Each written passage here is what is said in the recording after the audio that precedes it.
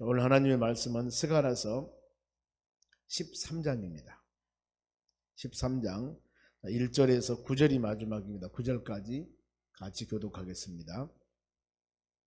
스가랴서 13장 1절에서 9절입니다. 먼저 제가 1절 읽겠습니다. 그 날에 죄와 더러움을 씻는 셈이 다윗의 족속과 예루살렘 주민을 위하여 열리리라.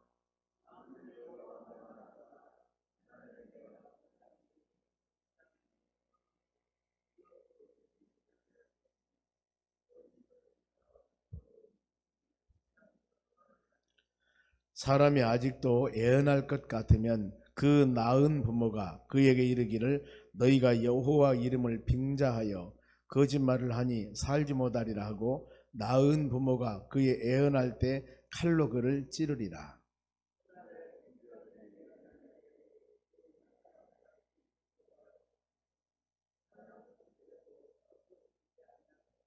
말하기를 나는 선지자가 아니요 나는 농부라 내가 어려서부터 사람의 종이 되었노라 할 것이요.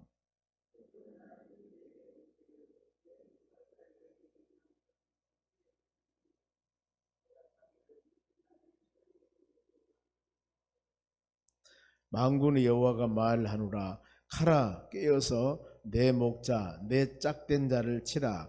목자를 치면 양이 흩어지려니와 작은 자들 위에 내가 내 손을 들이우리라.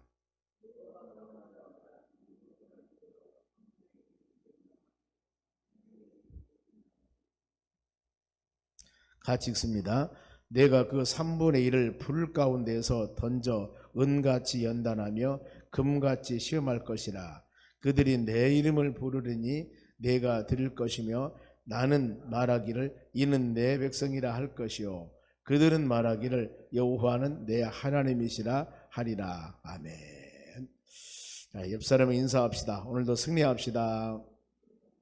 좋은 하루 되시기 바랍니다. 오늘 하나님 말씀은 은혜의 시대를 사모하자 말입니다. 스가랴서가 마지막 마무리하면서 은혜의 시대, 즉 앞으로 올 메시아 시대, 우리 믿음의 삶을 살아가는 오늘날 우리도 동일합니다. 마지막에 우리의 삶은 계시록 21장 새하늘과 새 땅을 바라보면서 믿음으로 사는 여러분이 되었을 때 주의 은혜가 임할 줄로 믿습니다. 그 새하늘과 새 땅, 새 예루살렘, 바로 하나님께서 예비한 그 천국이 얼마나 복된 것인가. 지금 여기 본문의 말씀은 이스라엘 백성들이 바벨론 포로에서 70년 포로 생활하고 돌아와서 성전 재건을 애쓰는 백성들에게 위로와 그 다음에 격려함입니다. 단순히 성전 건축만이 아니라 예수 그리스도 초림과 예수 그리스도 재림 그리고 이후에 주실 하나님의 축복을 통해서 그들에게 권면하고 있습니다. 위로하고 있습니다.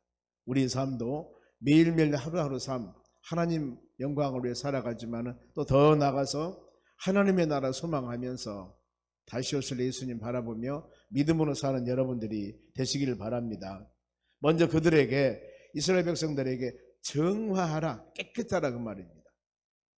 우리 마음속의 죄악들 더러운 죄를 먼저 멀리해라. 그 바로 본문 1절 봅니다. 그 날에 죄와 더러움을 씻는 셈이 다윗의 족속과 예루살렘 주민을 위하여 열리리라. 우리 마음속에 불의한 것들이나 죄악된 것들은 깨끗이 다 씻어라. 예수 그리스도 재림 때 죄를 씻어 주님 만났을 때 온전하게 바로 이 신랑 되신 예수님을 맞이할 수 있는 우리의 마음이 되어져야 될 줄로 믿습니다. 회개는 참 중요한 것입니다. 우리 모든 죄는 던져버려야 됩니다. 그래서 구약의 말라기서 선지자를 마치고 신약에 예수님 오시기 전에 세례 요한까지 이 하나님의 말씀을 증거한 사람은 없었습니다. 그 시대가 바로 중간 시대가 400년 정도 됩니다. 보면 그랬을 때 400년이 지나고 난 후에 어두컴컴한 시대에 세례 요한이 제일 먼저 외치는 것이 바로 광야에서 외쳤습니다. 회개하라 천국이 가까웠노라고 마태복음 3장에 말씀을 합니다. 그리고 마태복음 4장 예수님이 오십니다. 그때 예수님이 오셨을 때도 처음에 예수님께서 마태복음 4장 17절입니다. 회개하라 천국이 가까웠느니라 하였느니라 그랬습니다.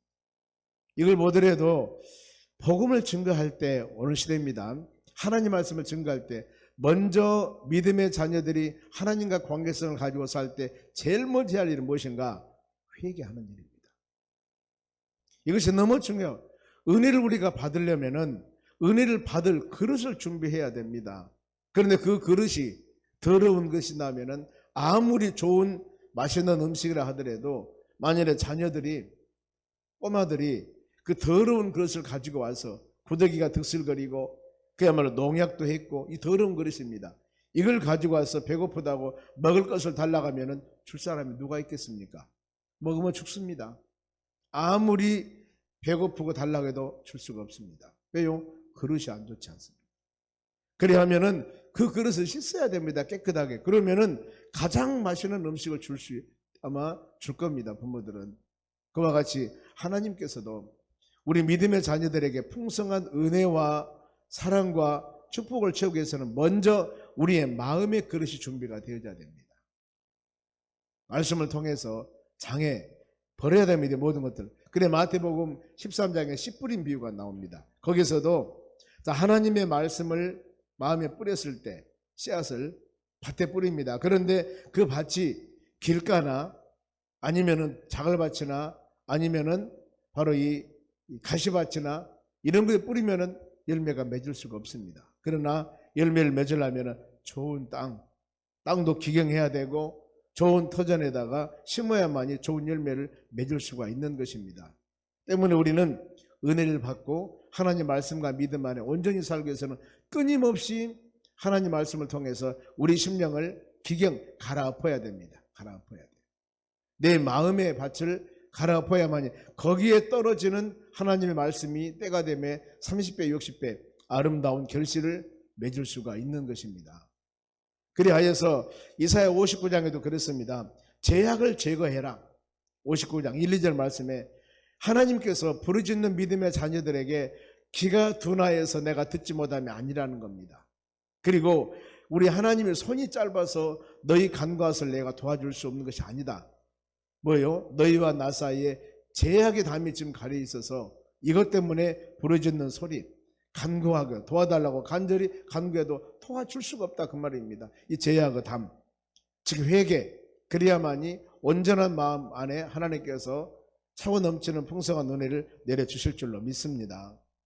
제일 먼저 이 죄를 회개하라 하면서 제거할 것들이 있습니다. 2절 말씀 봅니다. 만군의 여호와가 말하노라 그 날에 주님 우리에게 권면 이루음 말씀입니다. 내가 우상의 이름을 그 땅에서 끊어 기억도 되지 못하게 할 것이며 거짓 선지자들과 더러운 귀신을 이 땅에서 떠나게 할 것이다. 먼저 제거할 것 나오지 않습니까? 우상 제거해야 됩니다. 우상이 뭐예요? 하나님보다도 무엇이든 더 사랑하는 것이 있다면, 즉 우리가 믿음 생활해 나가면서 예배드리고 헌신하고 봉사하고 하나님 은혜 가운데 사는데 장애되는 요소가 있다면 이것은 여러분 우상이 될 수가 있습니다. 어떤 형상을 만들어서 절한 것만 우상이 아니라 하나님보다 더 귀하게 여기는 것, 물질, 명예, 아니면 건강, 취미, 이 모든 것 마찬가지입니다. 예배드리고 말씀 묵상하고 하나님을 경배하며 찬양하는데 이것 때문에 장애 요소가 되는 겁니다. 교회 예배 참석 못하든가 어려움 당한다면 이것은 제거시켜야 됩니다. 우리 모든 믿음의 사람들의 제일 우선순위는 여러분 예배드리고 경배하고 찬양하는 것이 첫째 우선순위입니다. 우리 신앙은 여기에 올인하셔야 됩니다. 그래야만이 온전한 믿음 생활을 해나가고 있습니다. 시간 나서 교회 온다고요? 이것은 온전한 신앙생활이 아닙니다. 시간을 내서 아무리 바빠도 예배하고 줄 성수하고 말씀 묵상하는 게 우선순위로 삼아야만이 되는 것이죠. 여기도 그랬습니다. 우상은 기억나지 않게 하라. 헛된 것입니다. 도움을 줄 수도 없습니다. 하나님의 싫어한 것입니다. 이 출애굽기 20장에 10계명을 줍니다. 이스라엘 백성들에게 처음으로. 그러면서 1, 2계명이 우상을 버리라 그 말이에요. 나 외에는 다른 신을 너에게 있게 하지 말고 어떤 형상이나 만들거나 절하거나 섬기지도 말라. 하늘이나 땅이나 땅 밑에나 어느 곳에서나. 이것이 여러분 오직 예수, 오직 하나님, 바로 온전한 믿음 안에 살아가는 우리의 신앙의 자세입니다. 그래서 이 땅에 제거할 것들, 거짓 선지자가 나옵니다. 거짓 선지자는 진리의 말씀이 없습니다. 거짓을 증거합니다. 꿈이나 자기 생각, 이거 참 조심해야 된다 이거. 어떤 사람이 다가와서 꿈에 아니면은 누가 계시를 주어서 엉뚱한, 이거 신천지 특징입니다 이거. 먼저 한 사람이 교회에 들어와 가지고 교인들 사항을 전부 파악해놔요. 그리고 나서 자기들의 그 바로 이 어떤 뭐 거짓 선지자 비슷하죠. 보면은 그 사람이 뭐 선교사고 교회 권사고 누구고 이러면서 그 사람을 전부 다 한 사람이 얘기해 줬지 않습니까? 그러니까 와서 내가 꿈을 꾸는데, 내가 계시를 받았는데 가정에 권사님 집사님 이런 일이 있죠. 다 가르쳐 줬으니까 알죠. 그러면서 접근해 가지고 성도들 어려움 주게 만들고, 이런 것들 올바르지 못합니다. 즉 하나님의 말씀에 온전한 증거가 되지 않고 없는 것을 있는 것처럼 결국에 이것을 전하는 사람들은 화를 당하게 되어 있습니다. 구약에 보면은 신명기 모세오경에서 신명기 18장에 이런 부분들이 나옵니다. 역사적으로 보면은 신명기 18장에 바로 이 애언자들이나 복술자들이나 점체린 자들이나 신접자들, 이런 부분들, 이분들은 다 저주를 받는다고 그랬습니다. 그리고 더 나가서 쭉 나와서 이사야서, 에레미야서 시대입니다. 남쪽 이스라엘 유다 나라가 멸망하기 전입니다. 에레미야서도 보면은 23장에 이런 부분들이 나옵니다. 거짓 선지자들이 꿈을 꾸고 자기 생각이나 이것이 하나님께서 계시를 주었다고 거짓말을 하는 자들, 그리고 바벨론 포로 잡혀갔을 때 에스겔서에서는 13장 그 내용들이 나와요. 그리고 우리 신약에서는 마태복음 24장 종말장입니다. 여기 보면은 거짓 선지자들이 나타납니다. 이런 부분, 결국에 그들은 멸망입니다. 멸망이에요. 그런데 이런 것에 빠지지 않으려면 먼저 우리가 믿음의 자녀들이 말씀으로 영분별을 바로 하셔야 됩니다. 하나님 말씀 많이 들어야 돼요. 보았니 들었니? 심지어는 요한계시록 13장에 보면은 이 거짓 선지자들이 사람들 많이 모아놓고 하늘에서 불이 내리라 하니까 불이 내려버려요. 여러분 얼마나 어마어마합니까? 그런데 그게 잘못된 것이에요. 그래서 기사와 이적만 바라보고 여러분들이 따라도 문제가 되는 겁니다. 병을 고치고 엄청난 능력을 행하고, 이것 여러분 마지막 때는 거짓 선지자들이 이렇게 한다고 그랬습니다. 우리는 오직 뭐예요? 하나님 말씀 중심적으로 살아가야 됩니다. 분별 잘 하셔야 돼요. 그래야만이 우리가 이런 더러운 영에 빠지지 않습니다. 거짓 선자에게 빠지지 않습니다. 그리고 더러운 귀신 들린 자들, 말씀하지 보면은 귀신은 사단 마귀, 예뱀, 귀신의 특징은 계시록 12장 9절에도 온 천하를 꿰는 자라고 그랬습니다. 요한복음 8장에 보면은 거짓의 아비요 진리가 없습니다. 살인자입니다. 이런 부분들 참 조심해야 됩니다. 그래서 예배 참석하고 말씀 들어야 됩니다. 말씀 묵상해야 됩니다. 이런 이유가 뭐예요? 이 지금 베드로전서 5장 8절 그럽니다. 근신하라 깨우기 위해서. 왜냐하면은 이 악한 사단 마귀란 놈들이 마지막 때 우는 사자와 같이 삼킬 자를 찾고 있습니다. 이곳에서 이겨나가려면 자신들이 무장해야 되지 않겠습니까? 그래야만 여러분 쓰러져요. 넘어집니다. 그러면 거짓 선자들의 최후가 어떻게 될 것인가? 3절입니다. 사람이 아직도 애연할 것 같으면 그 낳은 부모가 그에게 이르기를 너희가 여호와 이름을 빙자하여 거짓말을 하니 살지 못할 것이다. 살지 못한다겠습니다. 하고 낳은 부모가 그에게 애언할 때 칼로 그를 찌르리라. 이 말씀은 잘못된 자들 누구를 통해서도 결국에 제거시킨다. 어려움 당하게 되어 있습니다. 왜요? 하나님은 살아계십니다. 하나님은 전능하신 분입니다. 그래야 하기 때문에 현실에 보이기는 아무리 많이 쌓여진 것 같지만은 결국에 그들은 멸망입니다. 그리하여서 이런 거짓 선자들의 행동은 4절 보면은 그 환상을 부끄러워하고 자기 행위를 부끄러워하고 사람을 속이려고 거짓 털옷을 입지 못한다, 그 말입니다. 결국에 모든 것은 다 밝혀지게 되어 있습니다. 우리가 역사적으로도 보면은 이단자들이나 잘못된 자들 어마어마하게 엄청나게 교회적으로나 많은 사람에게 부흥의 역사를 주면서 사람들을 미혹했지만은 그 몇 쪽은 못 갑니다. 왜요? 진리가 아니기 때문에 무너지게 되고 아니면 어려움 당하게 되고, 우리나라에도 그런 부분들이 있어 보면은요, 여러분 오래 가지 못합니다. 왜냐하면 하나님은 살아계신 하나님이시고 빛으로 오신 우리 주님께서 빛을 비추면은 거짓은 다 언젠가는 나타나게 돼 있습니다. 성도들의 자세는 이를 인정하고 회개하고 돌아온 자가 여러분 돼야 됩니다. 이사야 55장 7절에도 악인은 그 길을, 불의한 자는 그 생각을 버리고 여호와께로 돌아오라 그랬습니다. 회개해야 됩니다. 그러면서 거짓 예언자들의 결과가 어떻게 되는가 7절 봅니다. 읽어봅시다. 만군의 여호와가 마다노라. 카라 깨어서 내 목자 내 짝된 자를 치라. 목자를 치면 양이 흩어지려거니와 작은 자들 위에는 내가 내 손을 들이오리라 그랬습니다. 만군의 하나님의 말씀입니다. 칼을 꺼내어서 바로 이 내 목자, 세상과 짝된 것들, 바로 이들과 짝대고 하나 된 사람을 치라고 그랬습니다. 치라. 우리는 좌우의 날선 그 모두 내리한 하나님 말씀을 통하여서 이 모든 것들을 잘 분별하며 이겨내 나가는 여러분들이 되시기 바랍니다.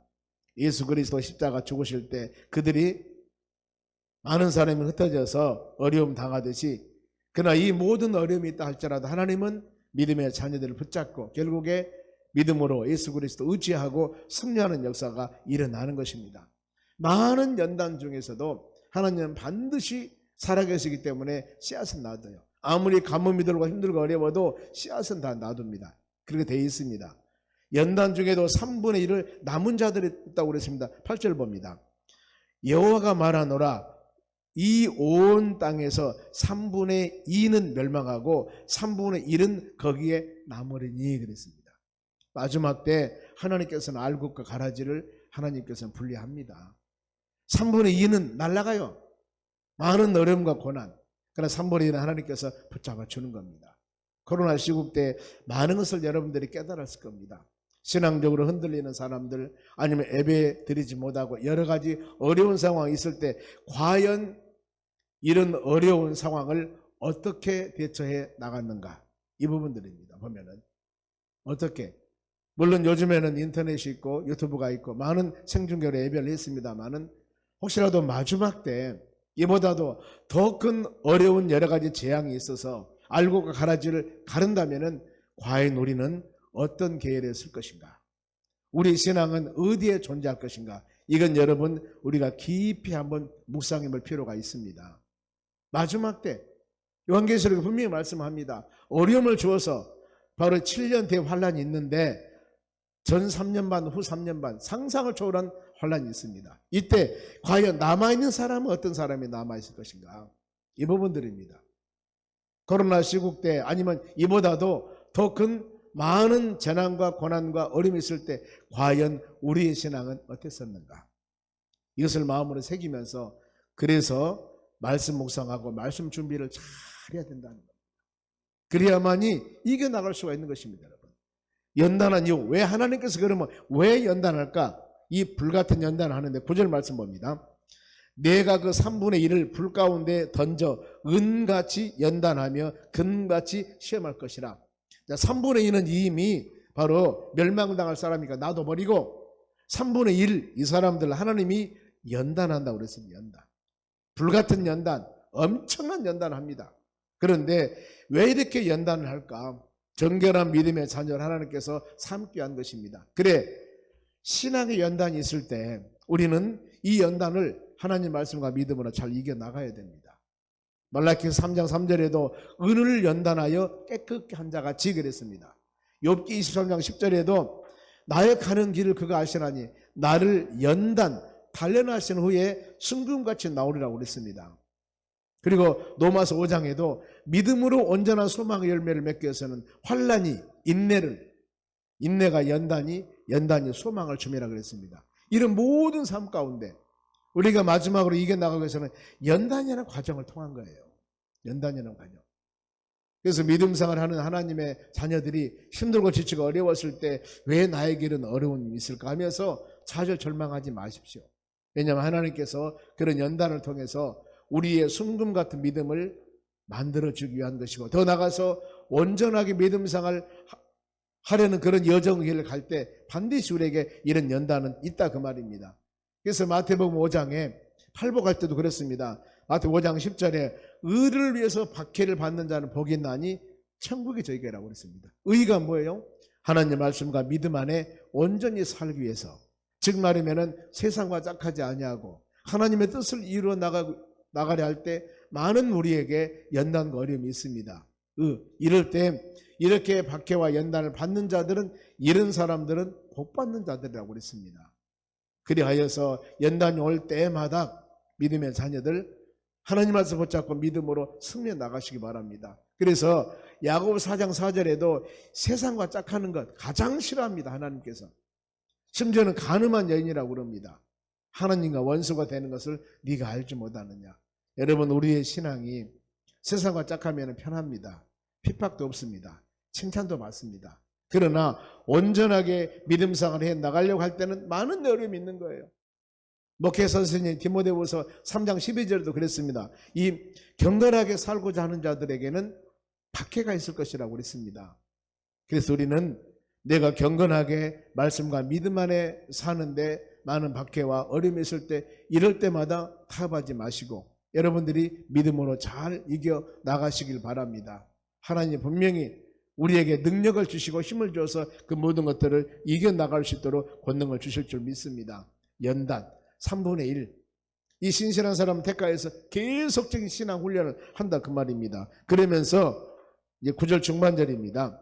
그들이 내 이름을 부르려니 내가 들을 것이고 그는 말하기를 이는 내 백성이라 할 것이요 그들은 말하기를 여호와는 내 하나님이라 할 것이다. 많은 연단 중에서도 하나님의 선택한 하나님의 자녀들은 끝까지 주님을 부르면서 이겨나갑니다. 하나님이 선택한 백성들이기 때문에 수많은 사람들의 등록에서 믿음생활을 하다가 중간에 뭔가 어떤 것 때문에 차로나 치우칩니다. 주님을 떠납니다. 이런 사례는 얼마든지 많이 볼 수가 있습니다. 하나님, 주님께서 우리를 선택했으니 끝까지 하나님 말씀 붙잡고 끝까지 주님 나라 가는 그때까지 우리 믿음 흔들리지 않도록 붙잡아 주시라고, 이건 끊임없이 우리가 기도해야 할 사람들입니다. 여러분, 기도해야 됩니다. 그리하였을 때 나는 말하기를 그들은 내 백성이라. 하나님께서 그럽니다. 내가 연단하고 힘들고 어려움을 주는 불구하고 그들은 내 백성이고 3분의 1 연단 받는 자들입니다. 그런데 그 3분의 1이 그들이 말하기를 하나님만이, 여호와는 내 하나님이다. 언약하고 약속하고 능력 주시고 힘 주신 그분은 바로 우리 하나님이시다. 이 고백하는 여러분 되시기 바랍니다. 우리는 어떤 상황 가운데서도 미라노 사명을 감당하셔야 됩니다. 요즘 보면은 미라노 사명을 감당하기를 싫어합니다. 내가 썩어서서 헌신과 희생해서 거기서 열매가 맺어지는데 이 내가 썩어지려고는 생각을 안 씁니다. 세상에 빛이 되고 소금이 되라고 예수님 말씀하셨을 때 빛과 소금을 감당하기 위해서는 내 자신이 헌신과 희생이 되어야 됩니다. 그런데 이것을 싫어해요. 빛을 좋아합니다. 소금도 좋아합니다. 그런데 내 자신이 그 역할을 감당을 해야 되는데 내가 하려고 하지 않는 부분들, 너무나 세상 계산적이고 이기적인 세상으로 가고 있는 것이 아닌가 깊이 우리 마음으로 생각하셔야 됩니다. 여러분, 주님 말씀하셨습니다. 하나는 미래 땅에 떨어져 썩지 아니하면 하늘 그대로 있습니다. 썩어져야만이 많은 열매를 맺을 수가 있습니다. 우리 한 사람 한 사람 여러분, 때에 따라 힘들고 지치고 어려워도 내가 썩어져서 땅에 묻히고 내가 헌신했을 때 여기서 여러분 열매가 맺어지는 것입니다. 이것이 여러분 기독교 정신입니다. 신앙의 정신입니다. 이 마음 가지고 오늘 이 하루도 우리 직장이나 가정이나 우리 삶터에서 작은 것 하나하나부터 내가 헌신하고 내가 희생하고 내가 섬기며 먼저 행하는 삶을 살아갔을 때 거기에서 결국에 아름다운 열매가 맺어지는 역사가 일어날 줄로 믿습니다.